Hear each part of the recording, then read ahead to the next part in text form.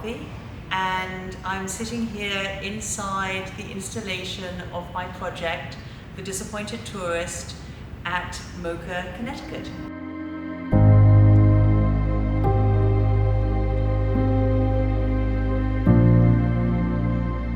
So I started painting this series in 2019, and at the time I had no idea that it was going to end up being over 320 paintings. It did get quite large during the pandemic, but it all came out of, I suppose, a feeling that we were losing places to gentrification, to war, to climate change, and that I sort of wanted as an artist to offer myself up as a kind of memorialist for hire. But I put out this question into the world, which was, is there some place that you would like to visit or revisit that no longer exists? I think originally I was very upset about the destruction of Palmyra. So that's where the name sort of comes from, The Disappointed Tourist, because I was thinking, well, I miss Palmyra, but obviously the people in Palmyra have an even bigger problem, and I am just a disappointed tourist. So I thought that's not a bad name for this project, even though many people's relationship to these places that they've sent in are actually not those of tourists exactly. So I've got, at this point, as I said, over 320 places that I've painted. They're all the same size. I decided I couldn't really decide which loss was more important. I wanted them all to be the same size, so it just was clear that they were kind of on a level playing field. Though obviously some losses seem perhaps not so serious, and some obviously are incredibly tragic. But I wanted to kind of create a tapestry of all these places that people had sent in. And they range from, happy childhood memories. I have a lot of swimming pools and amusement parks, or places that people enjoyed going when they were young adults, so bars and clubs and music shops, places that became obsolete due to technology. I've got a number of video stores, places that are destroyed through gentrification, places that burnt down in forest fires, and then very sad places like, where there have been wars or racial conflict or enormous natural catastrophes.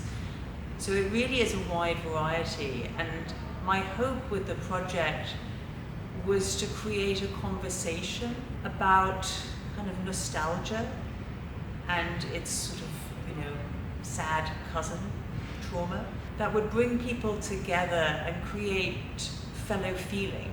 I think sometimes we think that nostalgia is being used or maybe even misused to divide people, where people miss a past. And we all miss the past. Nostalgia belongs to all of us. At the same time that obviously, as a woman, I don't really want to go back to the past. I'd probably be a chambermaid at best. I'd never have the life I got to have now. So I'm not nostalgic for the past in many ways. But at the same time, I am nostalgic. We all are. It's part of the human condition. And so my thought was this could become a traveling project where every time I go somewhere, we do local outreach and have a few more local sites so that the local community always feels included. And then I also keep painting. Obviously not as many as I did during the pandemic when I did the first 200, but I keep painting when things come in that are particularly either timely or particularly interesting, or from a place or community that I don't have anything of.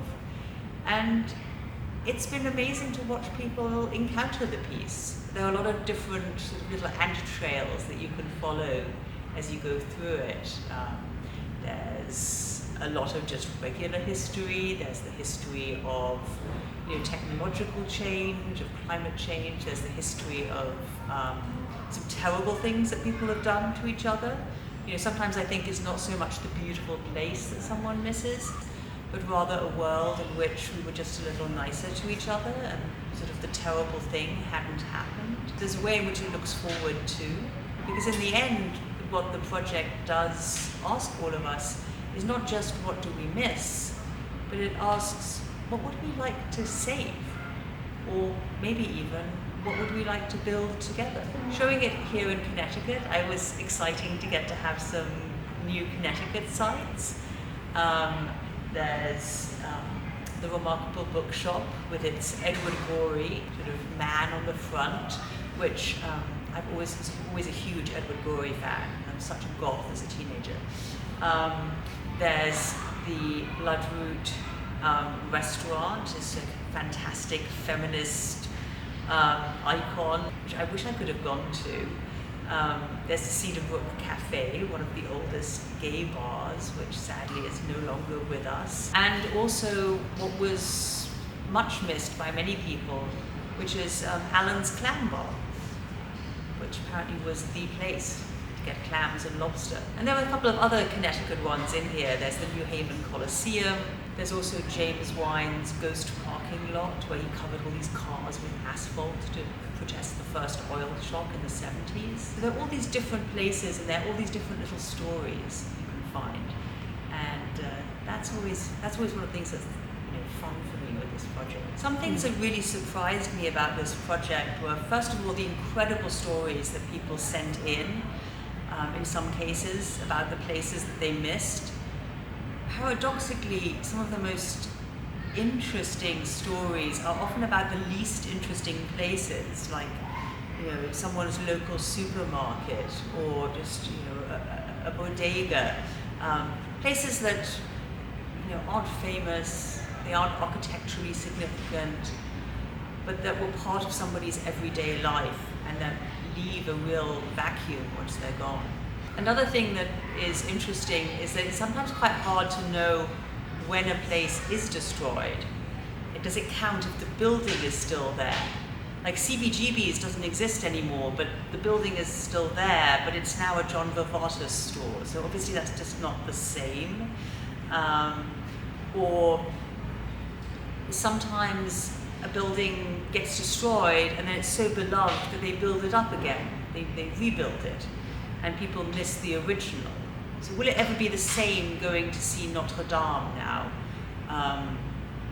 after the fire, which some people will always wish they could go before, to see the not sort of repaired, replaced version.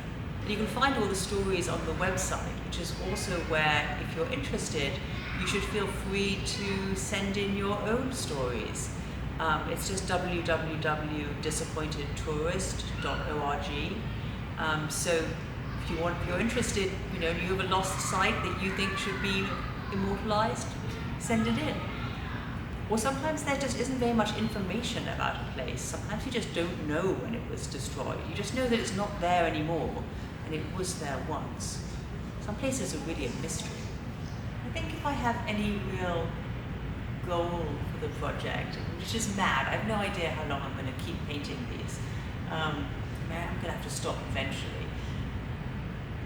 Is that maybe it can keep traveling, and everywhere it goes, it can kind of carry people's stories with it and kind of create a larger conversation about what we love and what we want to save, and create a sense of fellow feeling for our fellow human beings. We've all loved and lost.